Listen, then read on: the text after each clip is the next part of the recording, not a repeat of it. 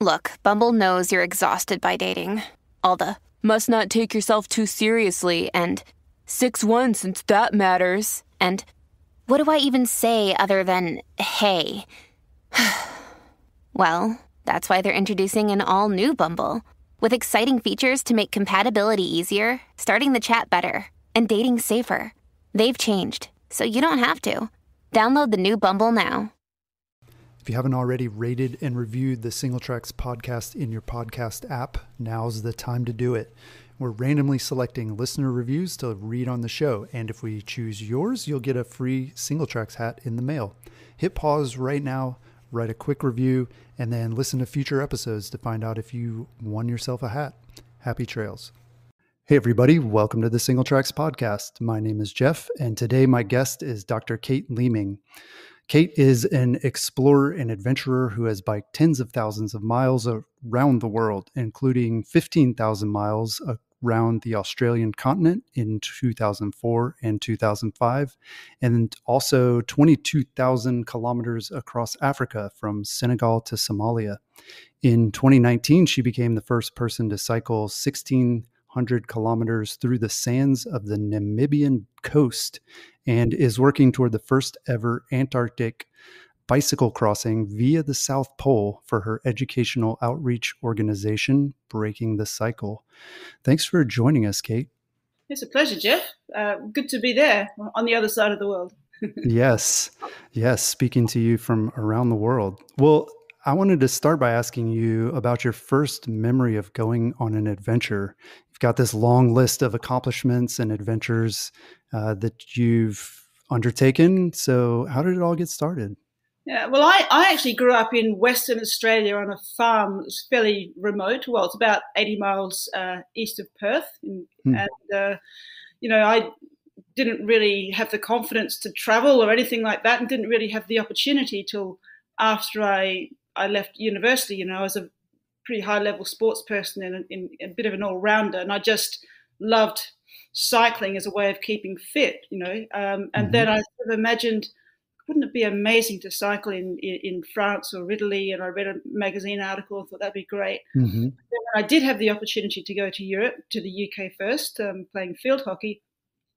After that, I organised some little trips, and that sort of led to bigger trips. And over the space of the next couple of years, I did about 15,000 Ks, about 9,000 miles through Europe. And that was really just, my personal discovery. And that's when I started to discover what I could do on a bike. And I really sort of discovered my passion.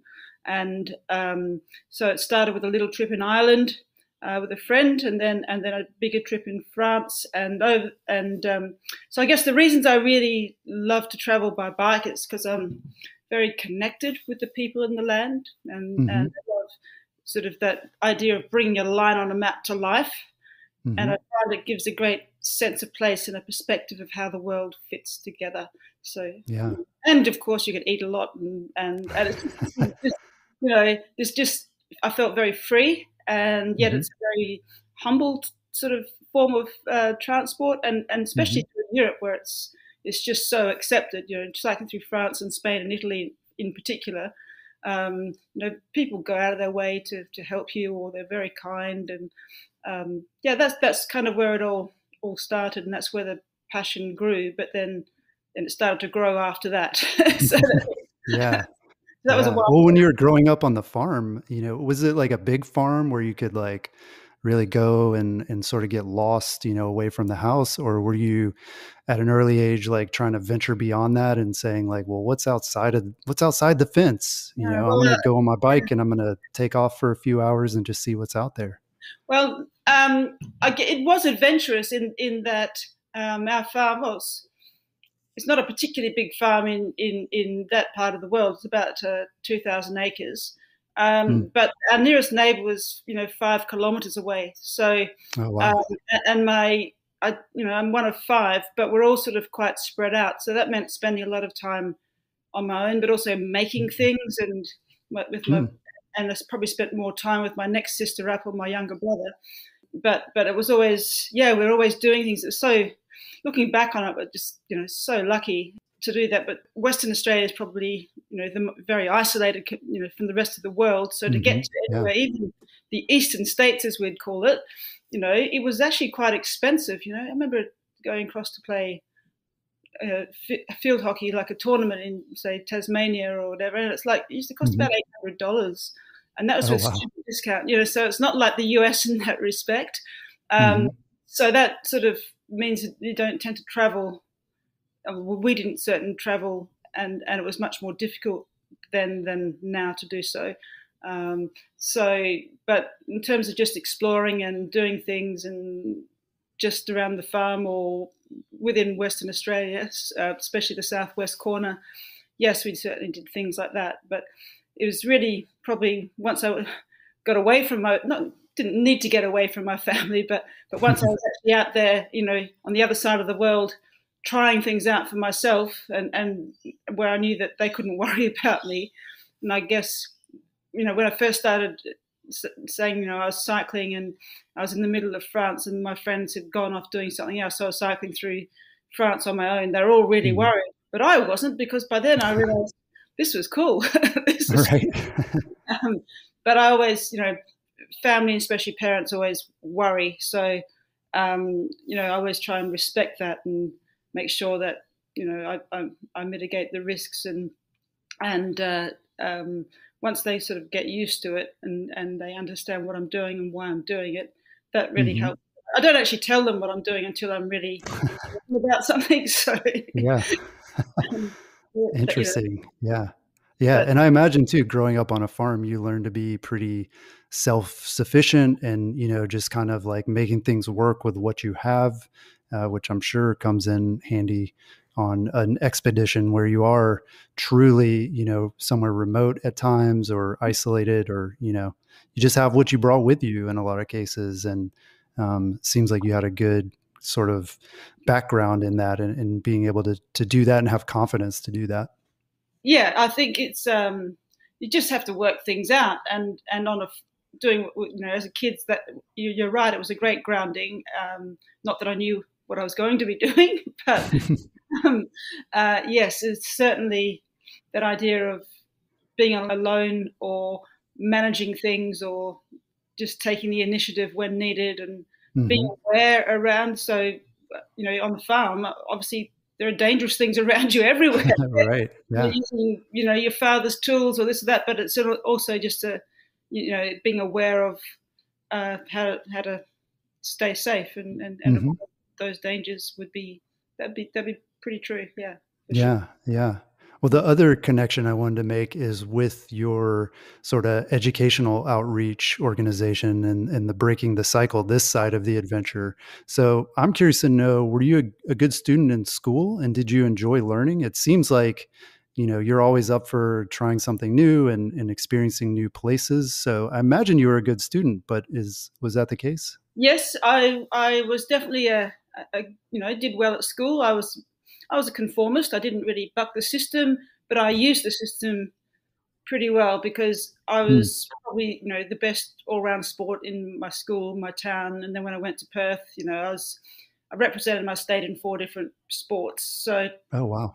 So it's kind of like, I guess that's also had a big effect on what I do and how I do things, because that's still in me. Like, I'm still a professional sports person now. So my approach in terms of my expeditions kind of also is affected by that, and how I plan for stuff, and knowing how to knuckle down when you have to do that, and how to be committed and playing in a team when needed, and all of those things. And I think that sporting background in both individual and team sports is really very, very valuable, and in fact they help each other, because when I was sort of, just to divert a little bit with the school bit, but I'm now a real tennis professional, a court tennis professional, which is like the original game of tennis. And when I started combining the expeditions plus the tennis, I found that actually it helped my tennis, because I got to really tough moments in a match. I found I was much more present and I was a better competitor. So I think I had a better perspective. So they kind of help each other. But back to, I went through school, I went through university, and then I went straight back to school again because I became a teacher.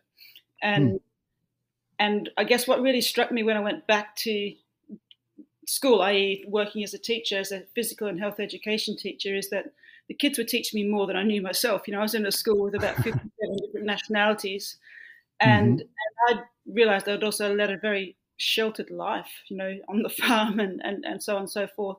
So I just needed to get out there and explore the world. So when I had the opportunity to go to the UK first and then travel through Europe, I really just needed to see the world and understand better how it fits together. So that's probably, all those things affected probably the things that I do now, and certainly with the education. So I've never really used my teaching degree that much, but I've always wanted to support. Education is so important. So I didn't really know how to combine that with the adventures, certainly in Europe. And then I met a fellow who really inspired me, a fellow called Robert Swan, who's a polar explorer. He's the first person to have walked both the North and South Poles. Oh, wow. And he sort of, when I was planning my first big expedition across Russia, he really took me under his wing and really inspired me. And he also taught me that there's much more value to what I was doing than simply riding a bike. And so ever since then, I've always tried to contribute in some way. And the first expedition, the Russian one, was about aiding the children affected by the Chernobyl disaster. But after that, everything's been to do with pretty much with education for sustainable development. And it was actually my journey. So I did a 25,000 kilometre journey through Australia, which was a official activity for the UN Decade of Education for Sustainable Development. So it's the first time I had a little education program. It wasn't very good, but I made it, and I realised how hard it is to do that, and I needed help creating those things. And then with the African expedition, breaking the cycle in Africa, this time I had the support of the Victorian Education Department here, so the state of Victoria in Australia. So they had a program, and then things started to become more effective. And then so each thing that I've done, I've kind of developed things. And with Antarctica, that's when I started to actually put together I kept Breaking the Cycle as a brand name, because I thought it was really good. And that's what I've added in or started to create Breaking the Cycle education. So it's kind of, that Robert Swan's right. There's so much more value to what I'm doing, and all that effort that goes in. I'm trying to realize that value, and I think one of the best ways that I can do that is to be able to share my experiences and learning and work towards leadership and contributing towards making better global citizens. So it's a really cool concept to sort of, there are so many things that I feel like people can take away from these expeditions, just the sheer inspiration. Obviously, I'm a big fan of reading stories about these types of expeditions and adventures that people go on. And that alone is inspiring, just to see what people are capable of.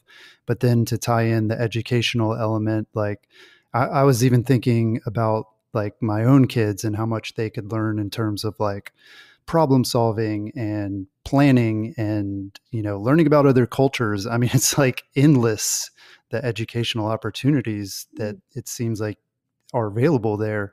How do you come up with one of these expeditions? Is it first about, here's a thing that I want to do, a place I want to visit, or is it, here is, a mission that I want to help, whether it's poverty somewhere or education, or is it, how can we reach the most people and educate people? What's kind of the seed for it? And then how do you build off of that?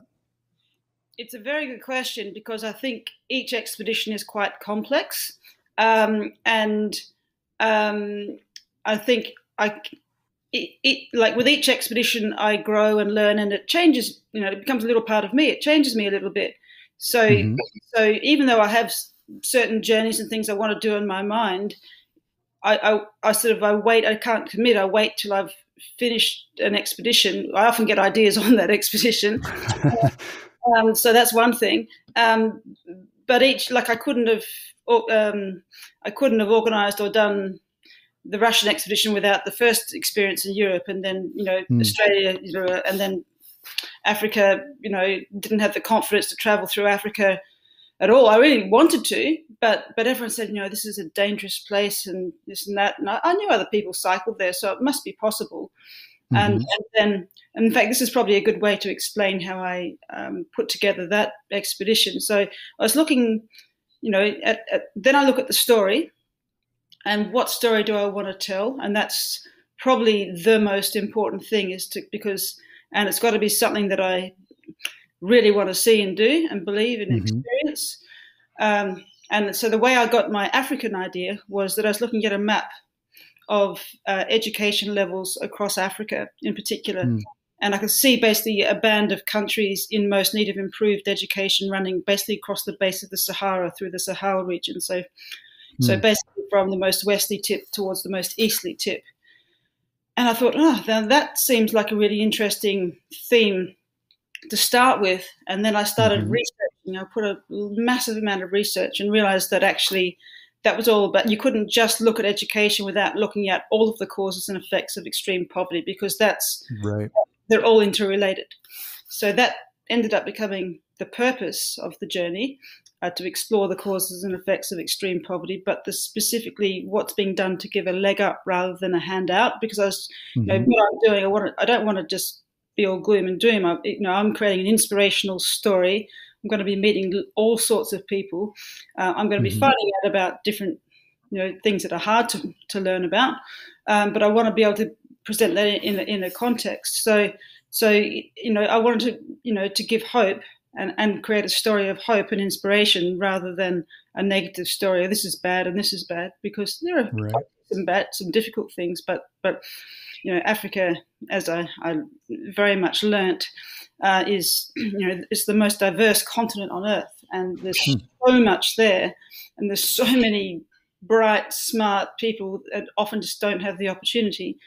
So that's kind of how that journey happened. And then, because that was my purpose, I then looked at how am I going to tell this story, because just cycling through these issues are so complex. So then I teamed up. I actually had 10 different partners and 15 different projects that I visited during that journey. Wow. And so if you look at the route, the shape is sort of going across through the base of the Sahara and through the Sahel and into the Sahara.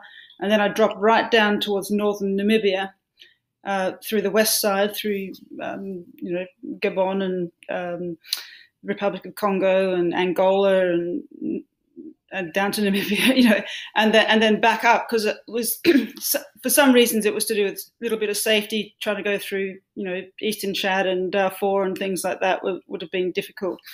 So part of it is about safety, but then it was also about telling the story, and I just had it.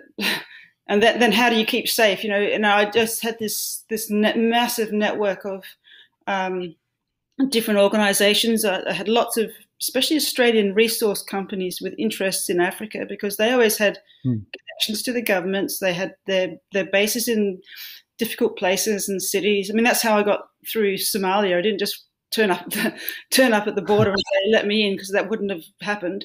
I actually made all these very specific connections with the governments that protected me, and so it worked a treat. I got right across to the very tip of Somalia, through war zones, through the lot, in a continuous line without breaking the line, and meeting all these incredible people, and got there 4 days ahead of schedule after 10 months. So it's possible, but you can see how that expedition, how the idea came together, and then you've got to pull it all, what is the story that you want to tell? And I think that's, if creating an expedition, that's kind of how I work it. And there's always a budget and all that kind of thing, so I've got to make it run to a certain time and try to work those things out.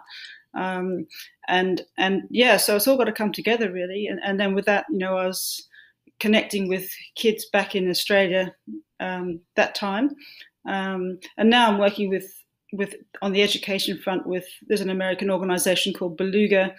We're creating resources right now. It's very difficult to get that. It's all right to go into classrooms and things. Yes, I can do that, but to get to lots of students all over the world is very difficult, because I think the US, like Australia, is like, each education department is run by each state, and so just something happening in one state doesn't mean you're going to get it right around the US or Australia or Canada or the UK. So it's it'd be fantastic if there was a better system to do that. So I also work with the Duke of Edinburgh's International Award. So it's known as the International Award in the US, and that's just it's all about leadership and being able to. It uses adventure as one of the things, and learning new skills and serving in the community. So it's an incredible award that is quite hard to get. So I work a lot with them. Sometimes I've done a few things for Scouts as well. So I've had some connections with Scouting. So it's all about leadership and getting kids out there. And Yeah. Well, are you able to connect directly with many of the students? Like, what kind of feedback do you hear from them? Or like, what are some of the, questions or the parts of the story that they're most interested in typically? Well, if they're responding and following my blogs, you get some, depends on their age really. With Africa, it's like, have you seen any lions or stuff like that? That's a good one. They're reading the blogs. It's also about, so they're always worried about the animals. But then if I was telling a story about, a certain issue or whatever, then they often have a lot of concern. So it's just making them aware and getting them to ask questions. And we've actually created, not that it hasn't been taken up by many people yet, but I've created sort of a how to set up a project. It doesn't have to be an expedition, but it could be whatever. Starting with identifying passions, what are passions, and then what are values, and then creating a vision. What's your vision? And this is what I do every single time, so I should, and then from that vision, what's your idea and how you're going to put it together, and use a bit of what's called design thinking to actually create a project or a journey, and then do a little test run, do the theory. How does it need to improve, and then create your bigger vision, and then analysing it all after it's done. So that kind of thing is really valuable, because quite often people don't get the first step. They don't know how to make that first step. They think, that's what I do, and they say, I can't do that. That's so annoying. Like, are you sure? I started off by trying little things, and then that gave a bit more confidence, and then that grew and grew and grew. So that's on the expedition side, but then on the other side of it, it's about also getting better at communications, about documenting and analysing, and I've written a couple of books, but it's things like doing the media. That scared me, just on the radio for the first time really it scared me. Being on live TV, it's scary stuff, right? So it's just like, okay, if I want to be able to communicate, I've got to get better at this. So and same with other skills, photography or whatever, or filmmaking, of course.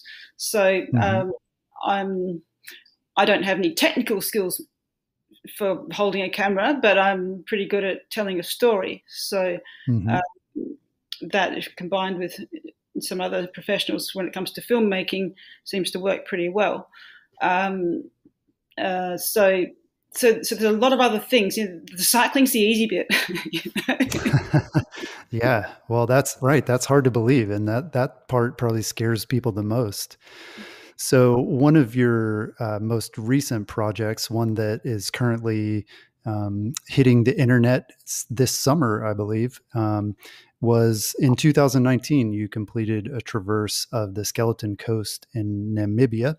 And there was actually a documentary that was made about the trip called Diamonds in the Sand, which I believe is going to be on Outside TV here in the US anyway.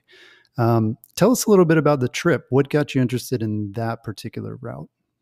Well, I'd kind of heard about the Skeleton Coast probably in the mid-90s, and there was a British explorer who walked from south to north. And then since then, no one had done anything because you can't actually get permission to cover most of it or lots of it. And particularly, there's a forbidden diamond mining area in the south, which you just don't get permits to do. Whereas he did it just as Namibia was becoming a country and probably get through because of that. And so it just seemed like a really interesting place because of all the shipwrecks and things, and it was desolate, and there's this desert, and then on top of that, because I'm planning, as you mentioned earlier, planning to cycle across Antarctica, and yes, I've been doing expeditions in the extreme cold in the Arctic to prepare, but also cycling on sand is very similar to cycling in snow. And I'd undertaken to do an expedition on every other continent other than Antarctica.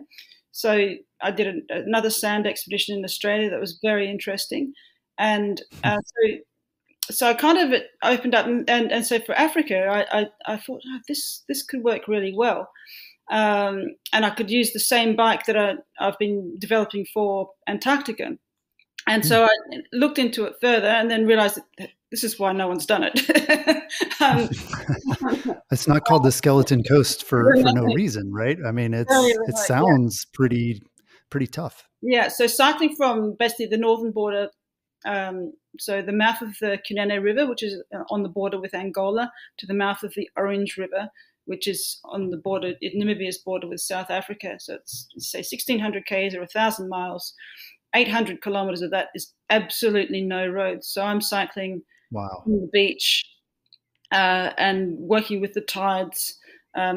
Because I'm planning to cycle in Antarctica, and there I'm going to have terrible wind, especially for the first half going towards the South Pole. The wind can be shocking. I thought, okay, let's choose to go into the wind. And so this is one of the windiest places on Earth. The dominant wind comes from the southwest. It's a coastal. Western Australia gets a similar trade wind as well, but this is probably worse. It's like it's unreal and it's relentless. So going from north to south is much harder than going the other direction in the sand with no roads. So that's why I chose to go from north to south. And to say there's no points of habitation at all for the first week. So about I can't remember, 350 kilometers or so, and there's a little tiny settlement, and then having to go through lion territory. I did it supported because there's no way I could have carried what I needed to carry. There's actually 500 kilometers where there's no way I could even get water, let alone food, and I'm going through the desert. So so that enables me, but traveling supported enables me to have it filmed properly, whereas on my own I just can't capture it to the level that's needed. So how do you even support a trip like that? I mean, if there aren't roads, like how is anybody even carrying water or camera equipment or any of that stuff? You can still drive on it, so I found a small, very specialist tour operator who has the licenses to go into that northern area, which you can't just go there. You need to actually have very limited licenses, and he holds all the concessions. So there's about 24 concessions that can be used each year up there, and he has them all. So if a tour operator wants to use it, then they've got to get it from him. So so that's how I found him, and he loved my idea, and so he organised the support. So you had to have 2 vehicles, because if one got stuck, the other one could pull. Right. And these guys are expert drivers. Like, you should see them going down, 100-meter drop sand dune, straight sheer face, and they're just gliding with the sand down the Right. Yeah. The brakes even help you at one point. It seems like you just keep sliding. It's incredible. So, Wow. So this fellow, he didn't come with us, but he arranged couple of his people, and so we had different people joining us, specialists for the different regions, and so that was a part of it. So it becomes a different type of expedition, but still, I'm going walking speed the first few days because I'm just getting belted, and also because it's tidal.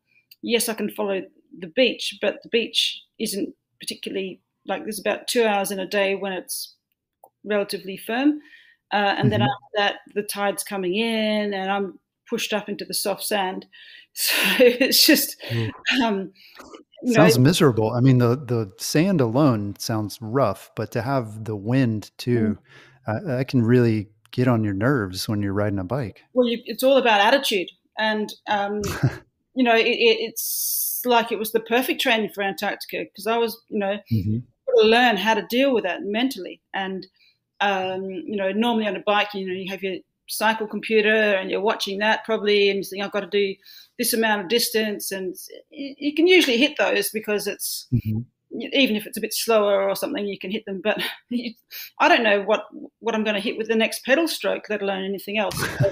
It could be demoralizing to look at the GPS and to say, my goodness, it's been an hour and I've gone like 2 kilometers. Yeah, well, certainly 5 kilometers an hour was what I was down to a few times, and I'm going, okay, I need to do 50 Ks a day to get my expedition done. So the first bit was very hard I was just managing to, just creep up a little bit, get over the 50 a few times, and I was a couple of times under. So it was right on my limit. So I was right with that. And also when I do these expeditions, even though it would help to be super fit, it's crazy putting them together. It's probably the hardest thing I do, is pulling all the ends together, getting everything, all the people, or just moving out of my comfort zone in Melbourne here, and traveling around the world to get to a place, and with everything that you need, and all of the communications, the education side. So I'm just exhausted at the start, and I just have to pretty much bite the bullet. I mean, I test to make sure my knee's all right. I do some sort of intensive training in the gym. I try to get out for a couple of rides to make sure it's real. But then, and often I even get a little bit sick before I start because it's so much stress. So I'm sure. Then to start from like you'd think is the most desolate place, and the wind is, especially in the afternoons, but not only.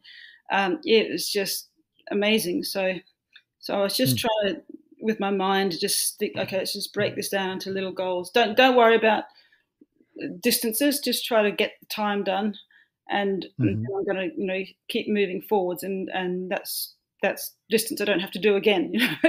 And it's just trying to find that right space in my mind, and it's such, even though it's desolate, even though it's harsh, even all of those things, it's also exciting. I can't pinch myself. I can't believe I'm doing this. How do you end up cycling down a beach in the middle of Namibia, or not the middle, but on the edge, in this place that's taken shipwrecks? It's the most treacherous coastline pretty much in the world.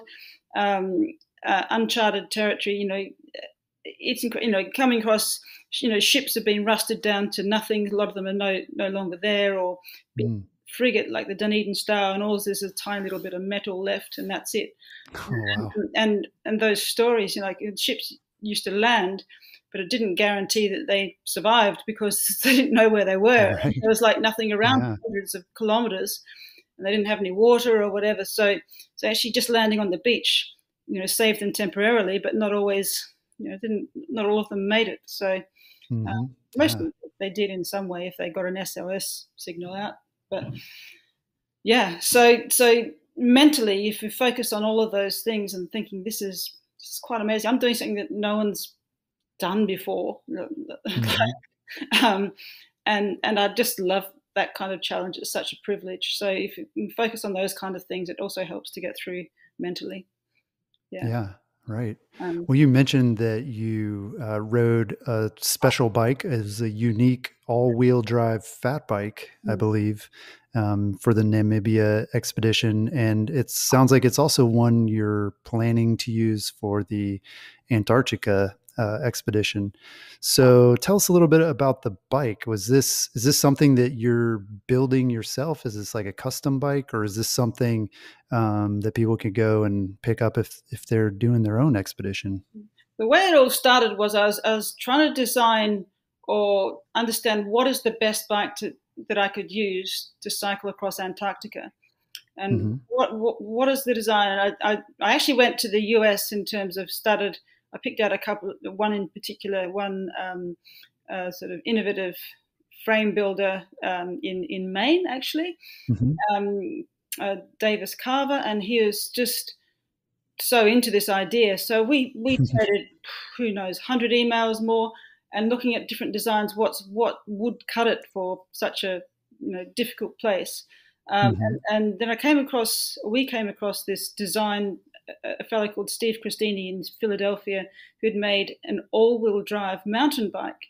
And we were looking at two-wheel drive stuff before, but there was just like external chains and retrofitted cables and things, and they're already inefficient and going to break. But this was like built in through the shaft, and it looked like it might cut it. But he'd only ever made it for a mountain bike. So I tracked Steve down, and I posed the idea of, would he like to put his technology into a fat bike and to cycle across Antarctica? And he hadn't even been making bicycles for quite a while because his business has gone on to make motocross, and they make all-wheel drive motorbikes for like the US Navy SEALs and things. But his passion is he loves bikes. He just hadn't been able to make it really pay. So he made the first one, and I tested it up in Svalbard, which is Norwegian Islands, about 80 degrees north. That was my first Arctic trip, and it wasn't perfect, but because it couldn't support a wide enough tire, like the technology has to be built around the width of the wheels, and that becomes quite difficult. But then the second one, my second journey was in northeast Greenland. He built the second one, which could house a 4.8-inch wide tire, and so I'll trial that one in northeast Greenland, and then he's since made two others that I've trialed in Arctic Canada and then in Iceland. But the number two, the Greenland bike became my dedicated sand bike, because obviously sand is very good for bikes. Right. Yeah. Imagine it's more, this is a very complex bike. I mean, it's got, like you said, these drive shafts that have gears and various internal and external parts. Does they get along well with the sand? Did you run into any problems with that? It's actually quite astonishing how well that lasted. And I believe the Skeleton Coast is possibly the most corrosive environment on Earth for machinery like cars and things. So I guess that explains bikes, because of the salt, fog, sand, moisture all the way. Like it's a good test. But so I've just kept this one bike and just changing the parts when needed and keeping that for the sand. Numbers 3 and 4 are kept for Antarctica, and they're sort of so this bike can tell a real story, and one of them is the Skeleton Coast. So it handled very well. And what's amazing, because people think, look, it's a gimmick, or it's got to be really hard to push this thing when it's switched on. It's not, and that's what's amazing, because the way he somehow calculates all of the mechanical advantage, and I'm not a technical person to tell you use the right terms, but the drive shaft, it sort of causes a little bit of lift as it turns, and so the bike can be switched on. The all-wheel drive system, it's got a clutch, it can be switched on and off. Oh, cool. So I don't use it all the time, only when I'm in a situation where it's needed, so to stop it wearing out. And the very cool thing is you don't have to drive it unless, so if the back wheel slips, the front wheel engages automatically. So it's like having its own differential built into it. And Wow. so it's very helpful, like, hitting like soft patches you can't see, sand or snow, and the bike, I can feel it pulling me out. I mean, yes, it takes a little bit of power, as it would anyway, but it means that it's not a magic bullet. It's like, it just helps me get a little bit more grip and helps me to stay on the bike for longer, like going through the high sand dunes. I mean, sometimes no bike's going to go up the soft face of a sand dune, and it's hard, but it gives me more chance of staying on the bike for longer. That's what I want it for. Others, it's apparently amazing for downhill because cornering, especially, the front wheel can pull you out when the back wheel slips around a corner, that kind of thing. So there are other uses for it. And since Steve sort of started with designing mine, and he's sort of tooled up enough to make little batches of these bikes. So there's a sort of 4-inch wide one and a 5-inch wide one, basically, plus his mountain bikes. And now he's also got electric bikes that apparently they're going quite well. Yeah, I can imagine that having quite a good use for if you're into that sort of thing. Right. Which is not my thing, but hey, I can see a purpose for it. So that's a good use of his technology. So the bike, look, I'm really proud of it because I it's not I'm not an engineer, but I've facilitated that design, and now I've got another fellow adventurer also about to cycle in the empty quarter in Saudi Arabia, and it's like Oman, and he's going to be using one of so cool. So the bike's got its place. It's not, depends what, if you're just going down roads and things, you don't need it. I'm using it, the same bike for my current journey across Australia, which I think I mentioned to you earlier, but I managed to actually get a fall off. I've never had a crash before, or not one. I've had a lot of crashes, but nothing stopped me, and I managed to break my collarbone. So my goodness. I'm recovering at the moment. I've had surgery just over 4 weeks ago, and plates and screws in my collarbone, and I think should be ready in 4 weeks. We're planning to resume, but I'm using the same bike, and so this time there's out of 6,000 k's, there's about 1,000 kilometers of asphalt tarmac, a bit more, and then there's a lot of sandy gravel, and then there's sand, like going through the Simpson Desert, and there's also soft corrugations, which are horrible to use, like corrugations on the surface. So I've decided to take my Greenland bike again. Got a whole set of new innards because the Skeleton Coast really did make a mess of my bike. I put faster tires on for the first for the good road that I've just covered, and then I'm just changing the tires now to have the 4.8s. Because I'm going to be heading into like the Simpson Desert and things. So it's still a pretty good, as far as fat bikes go, it's very fast for what it, but it's not, it's still not going to be as efficient on good roads as other bikes because there's just more rough on the road. But I used 4-inch wide tires for the good road, and now I've got the bigger tires going on as we speak for I'm ready to go again. So it's a very interesting technology, and as I said, fat bikes have changed quite a lot of where you can go on sand and snow. This is just it's really an extension of that for when you're wanting a little bit extra, and over the distances that I'm traveling, I'm happy to get that little bit extra. Right, every little bit counts, I'm sure. Absolutely. Well, yeah, as you said, this Namibia trip and others before it are sort of preparation for this bigger trip, this trek across Antarctica.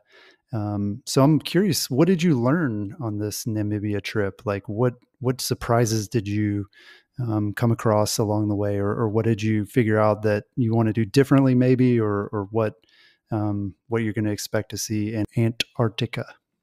I guess there's two parts to that question. One is about the riding side of it, and one is about Namibia. The riding side of it, that was meant to be a mental test in particular, very interesting mental test, but it certainly was. The first half of that journey down to where there's some habitation around Swakopmund and Walvis Bay, that is flatter the sand.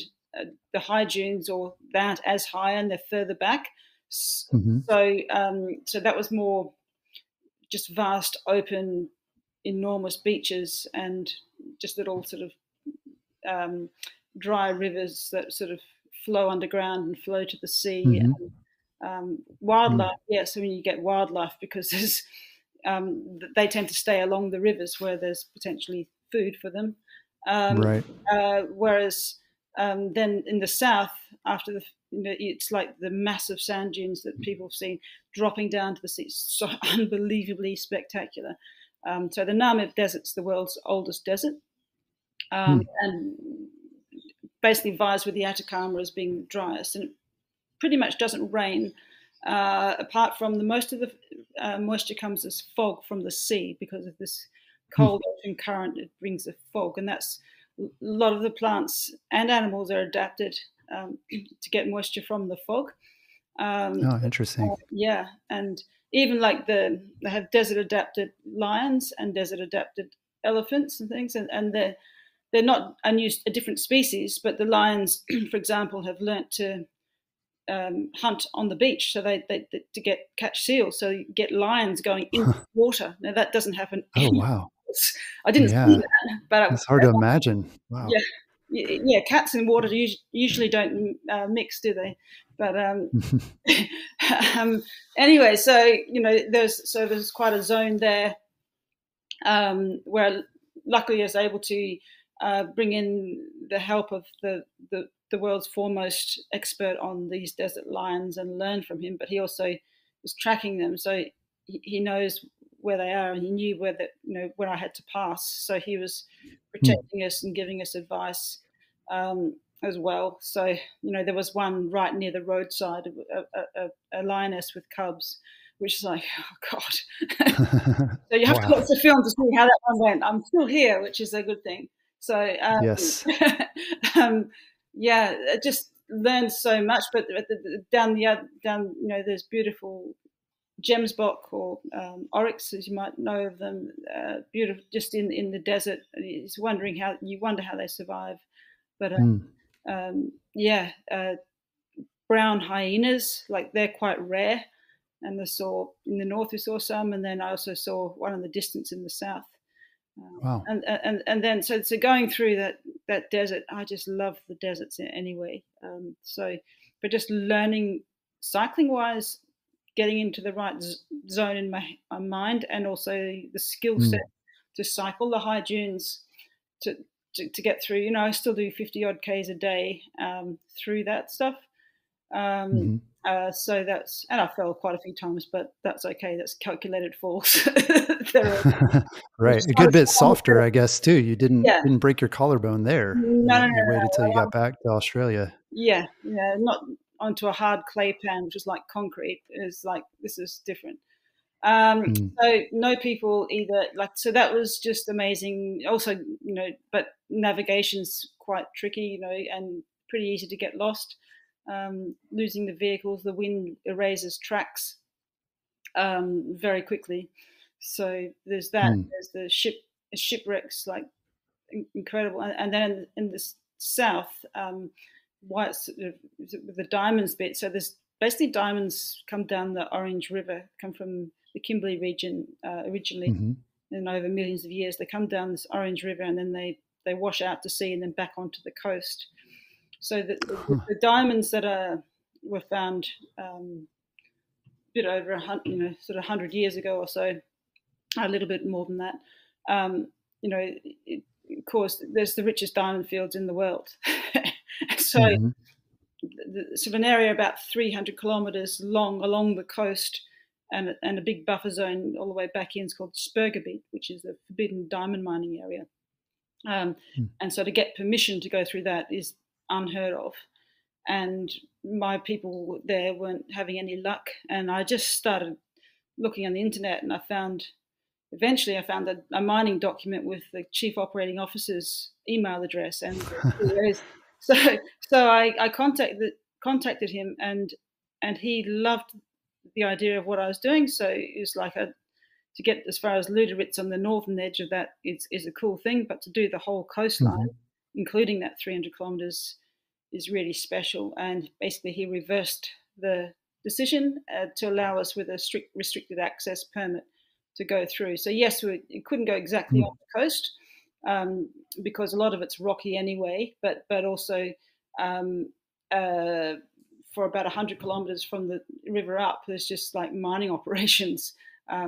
So they actually take the land back from the sea to mine the diamonds. Wow. But to go through that area, it's like untouched for a century, and it's pristine, and they're gradually going to be opening it up because the company, which is the NAMDEB, which is the Namibian government, and De Beers, they're just going to be mining in the ocean soon. So that area is going to be fantastic. You know, there's ghost towns and things there. And, wow. So it's just very cool. So I feel very privileged.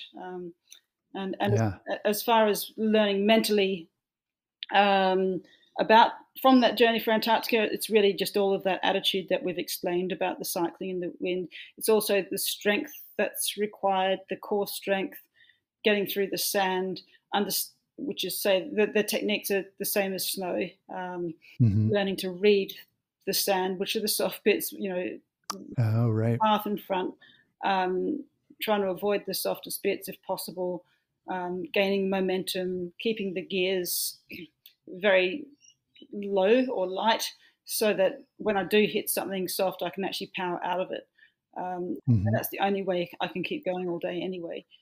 So I was just trying to skim over the surface of the sand, which is similar to snow, and then when the hard stuff, to be able to put that power on with the all-wheel drive system, and then do it again and again. So it's pretty nothing, but it's just so rewarding and satisfying as well to think, you know, there's no road there, and I avoid vehicle tracks anyway in the sand because it's harder.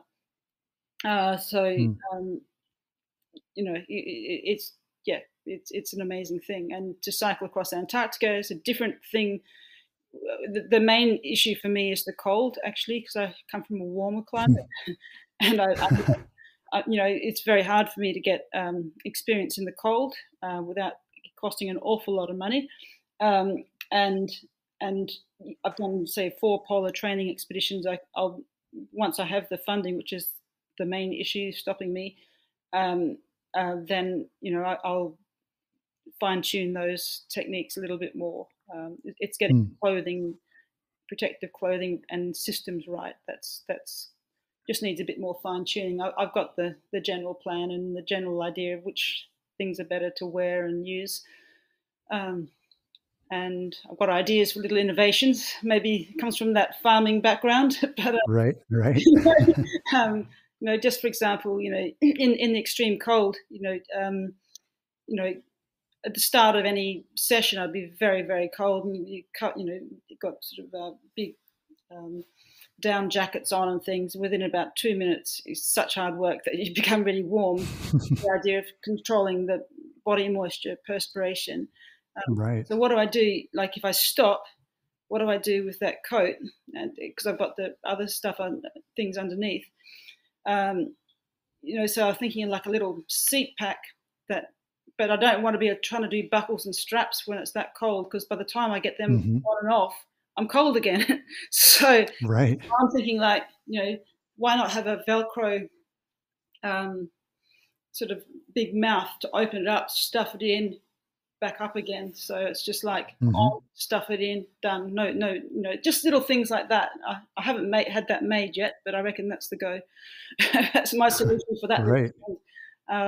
Just keeping, you know, just trialing out different foods and things, because we've got to be able to carry, even on the plane, getting down there, you're limited, and being able to, you've got to, can't go to a shop anywhere. So it's like you've got to be exact and have the right number of calories worked out and be much more specific in that planning. So I'm always trialing different things.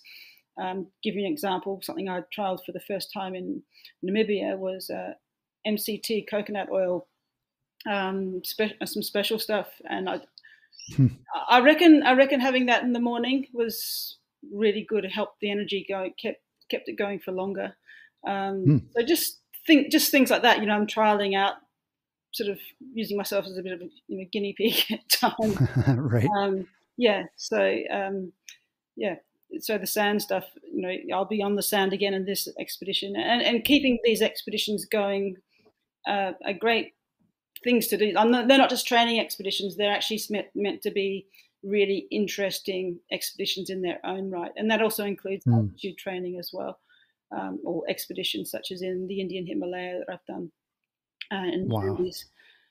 So they're all meant to be worthwhile on their own, as well as keeping me mentally expedition fit, physically and mentally expedition fit, and just keeping that story going, and in the meantime, we've created a great film, Diamonds in the Sand, and hope to create another one out of this expedition now. So it should be building on my profile and getting better at other things.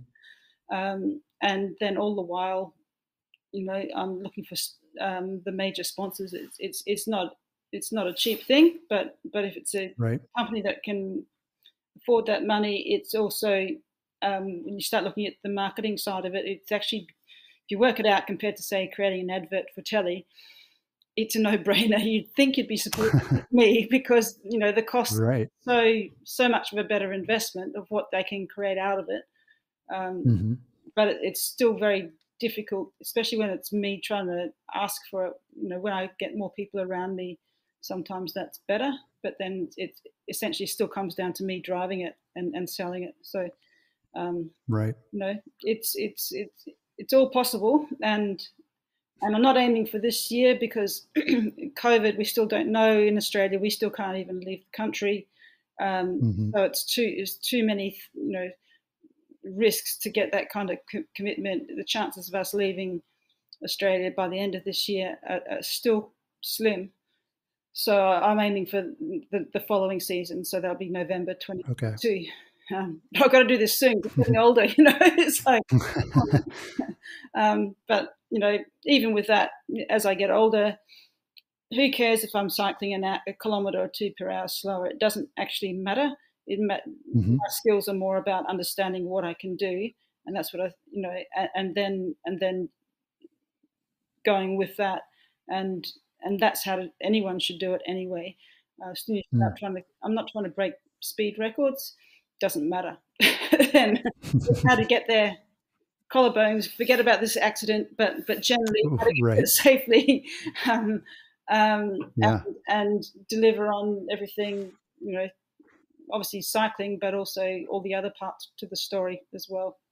A lot of other work that goes in. Well, I was going to ask you, what were the most challenging parts of the trip, but I feel like it's all challenging. I mean, it's like everything you've mentioned is a challenge, is it, whether it's physical or it's logistical or it's funding or mental or equipment. It's like everything is a challenge. And I think to me, that's what makes it so interesting and so exciting and inspirational, even to just see a successful expedition and to think about everything that goes into that.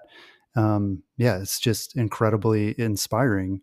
And we kind of touched on this, it sounds like the research and the logistics are a really big part of it. And, you're talking about even down to thinking about, where are you going to put your jacket when you stop on the bike? I mean, thinking at that level of detail, obviously, it takes a ton of planning and a lot of foresight. And, I can understand too, that like the physical part, that's kind of an afterthought, it's like, that's a part of it, but you're going to spend way more of your time, it sounds like, just doing the logistical preparation and planning and fundraising and all of that. And so once that's all in place, getting on the bike is kind of your last concern. Is that an accurate way to sort of put it? It doesn't matter how good a cyclist you are if you don't find the funds in the first place and you don't have the ideas. So right. you can go in the gym and you can sit on a stationary bike. You can go out and just do. I mean, you can cycle however you like, but to create one of these, it takes, as you say, such a web of commitments. There's a lot of skills in trying to find the support and funding, and then it's all right to do that for one expedition, but then you can't always ask the same people over and over again. I've got a couple of private sponsors that have really made a huge difference, but the hardest thing probably of the whole lot is actually finding funding. It's not really just a donation just for me to do something. It's hopefully an investment that I can give some at least at the minimum some good marketing materials back.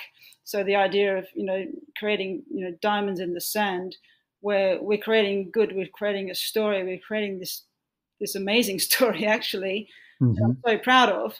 But then now hopefully sponsors will see that. They've seen that it's been out on outside TV. It's about to be shown on Nat Geo Asia, 54 countries next. Oh wow.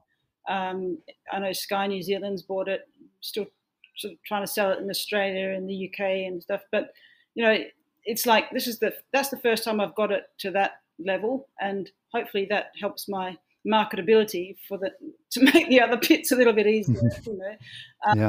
I also write, so I write magazine articles and things. So all of those extra things feed back into that the idea of. I'm afraid I have to sell myself as a brand here, even though it's not what I think, but we're all brands. Right. What we do. Right. So it's just a matter of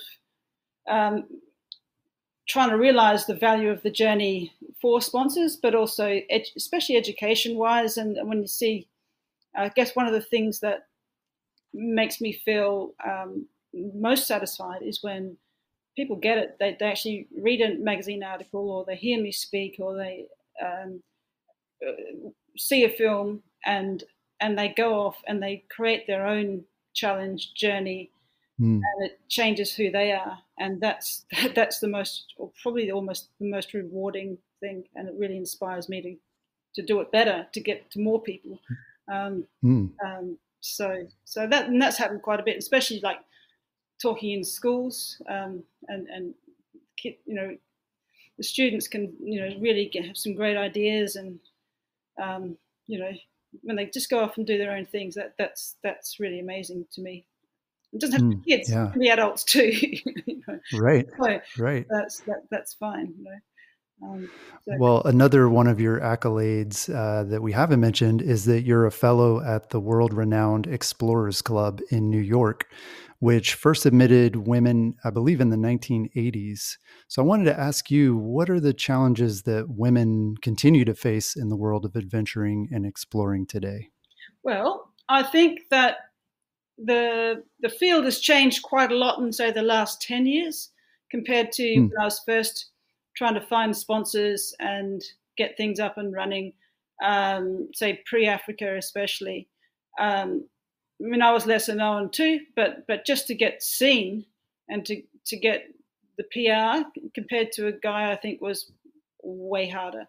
And then in people's minds, I think it was also, if a woman can do it, it means a man can do it easily. And that's just not true. It's like yes, sometimes there's difference in physical strength, but there's so many other ways of doing stuff. And I'm pretty. A lot of women are pretty strong too, I must say. And there's the mental side of things, and often, in fact, women tend to plan things that they can, realistic things, and sort of those things in place a little bit better than older men do, but sometimes the younger guys are a bit more gung-ho. But now I think, they'll do some amazing stuff, but then there's a lot of put themselves probably in dangers that are unnecessary.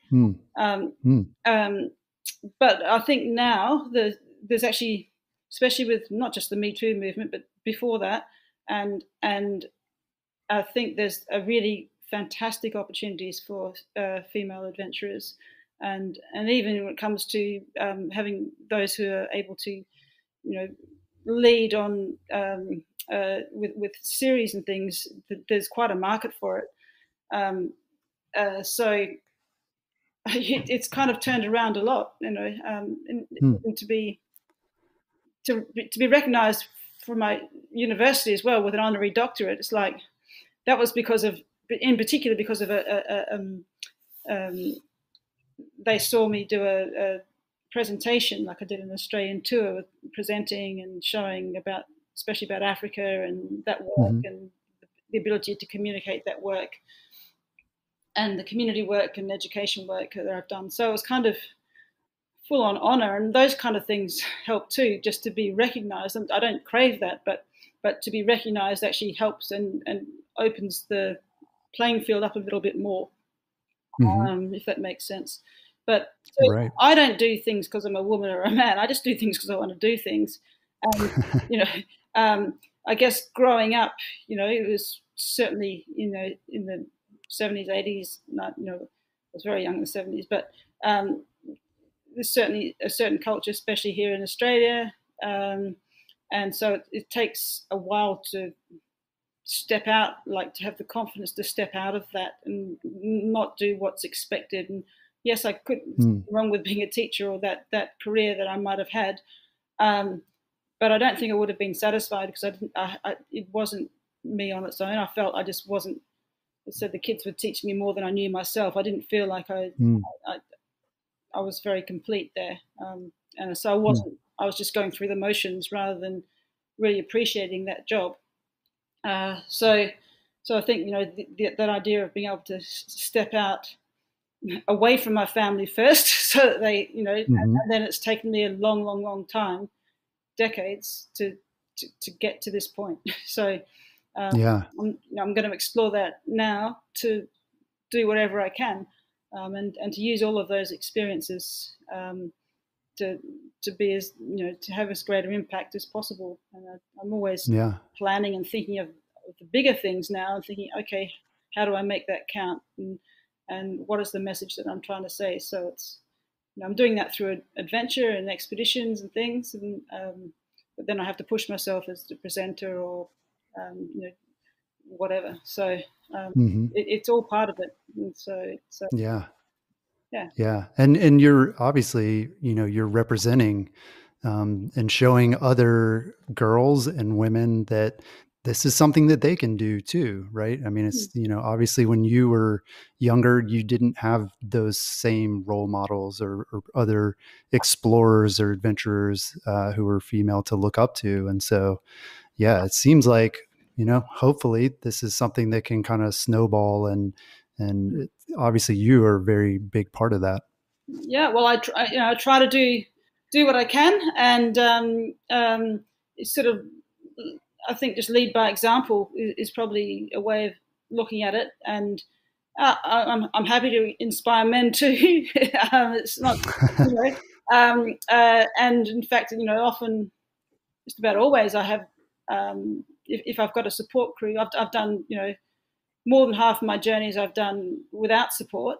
I've done about 55. I've worked this out. I've done about 55,000 Ks unsupported, and I've done about 30 or so supported. But wow, they're different things, and it was before I was going, oh, you've got to do this unsupported, blah blah blah. It just depends on the message, and often I find supported expeditions actually much more difficult in that I have to find about 4 times as much money and kind of support, and I've got to find a team that's I've learnt the hard way with that, especially one of the hardest things about my breaking the cycle in Africa wasn't Africa, it was managing the team.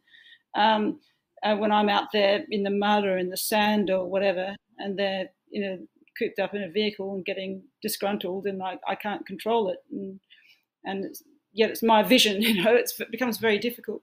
It shouldn't be a barrier, but I think women and they're often more calculating, and they want to keep themselves in less of a risk-taking environment. But it's really, my advice would be just to try small things, to just test little things out, and then it's amazing what you can do. But most people will tell you, you can't do that, or you'll get that feeling, or how do you break out of that? But you've just got to take that step out the door. But have a plan, and then and then think about the story you want to tell. That'll make a big difference as well. And then you might not, you might learn about what equipment to take, but a lot of it's also in your mind about how to sit on not just sitting on a bike for 8 hours a day. I'm thinking about things, and I'm putting things in perspective, and I've got all sorts of techniques that are useful in other parts of my life that I've learnt on a bike. So there's a lot of things you need to put in, but you can't beat experience. So yeah.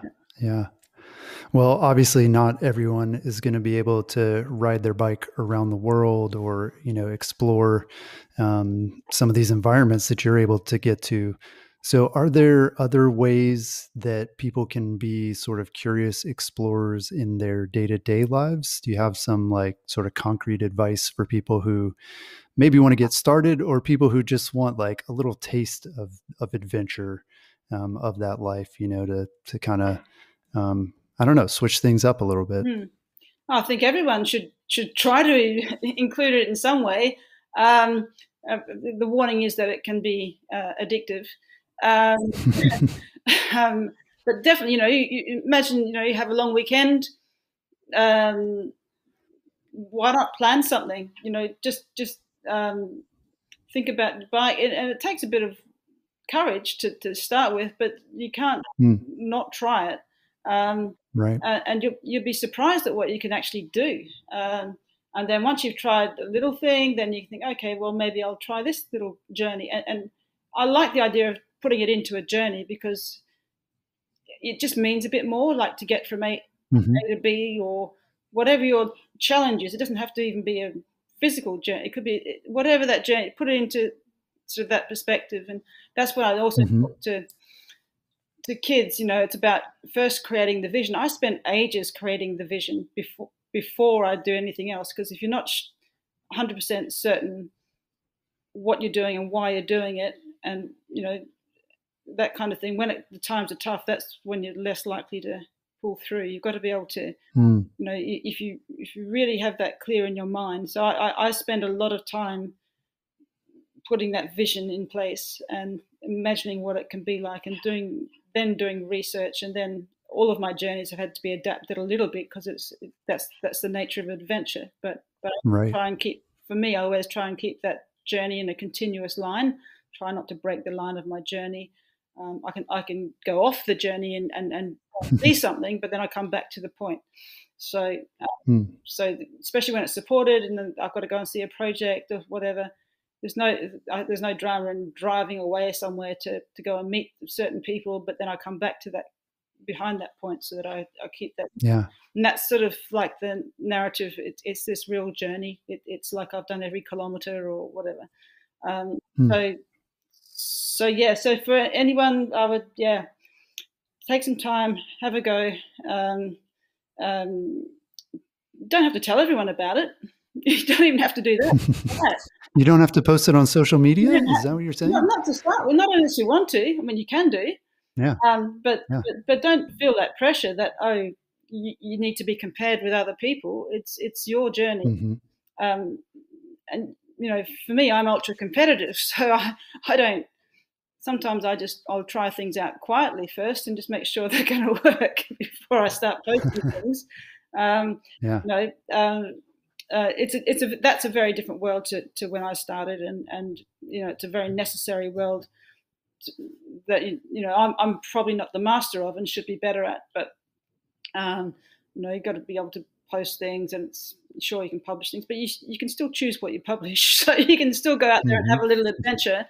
And it could be your little adventure. You could be your adventure with your dog or whatever it is. But right. or it could be whatever. But just have a go. I tend to do, because my my journeys tend to be quite my visions. These days I tend to cycle, if I'm doing them supported, especially I'm doing them on my own, which I'm very comfortable with. It's very, if you have someone that you're adventuring with, that's great, but just make sure that you're both on the same page with the vision in the first place. Otherwise, things can it really tests people out. So you might find you think you really know someone, but when you're under real pressure and when you're pushing it out day after day or whatever, you might not know them as well. So that can test relationships. But that's another thing, just do that adventure with a friend. That's something, depends on you really. But give it a go. Yeah. Well, that's all great. Yeah.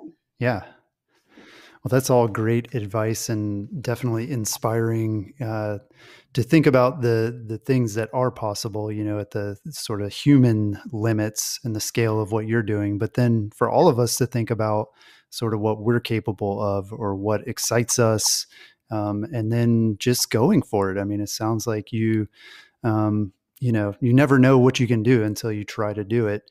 And then you're going to learn something along the way, even if you don't do it. You may get out there and figure out you don't like doing it, or you learn a better way, and you always just come back and plan the next one.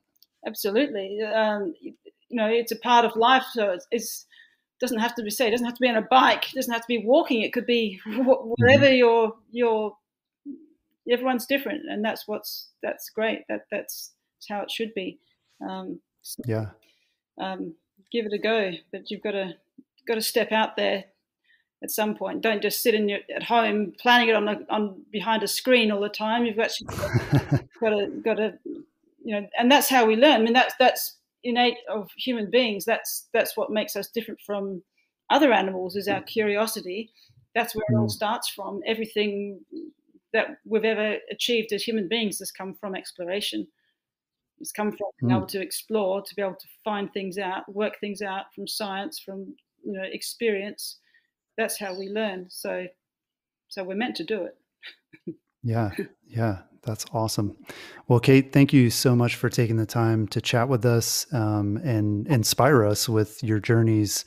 And we're really looking forward to hearing more and seeing what you're able to do in the next few months and years. So thanks. It's a pleasure, Jeff. It's been lovely talking to you on the other side of the world. Yes. Well, the documentary Diamonds in the Sand will air on Outside TV this summer. And you can also find out more about Kate's previous expeditions and some of the things that she has coming up at breakingthecycle.education. And we'll have that link in the show notes. That's all we've got this week. We'll talk to you again next week.